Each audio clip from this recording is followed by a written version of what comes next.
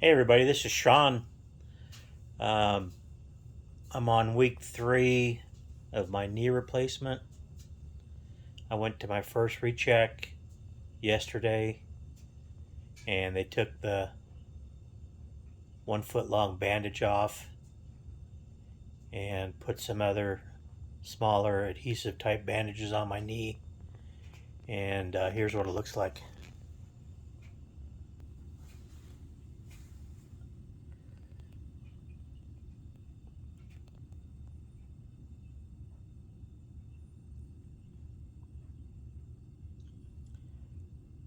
Doesn't feel too bad.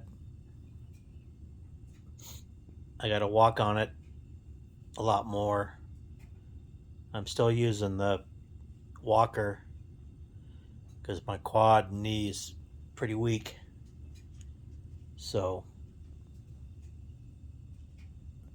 not the prettiest thing to look at. I'm waiting for the physical therapist to call so we can arrange therapy, and we'll go from there.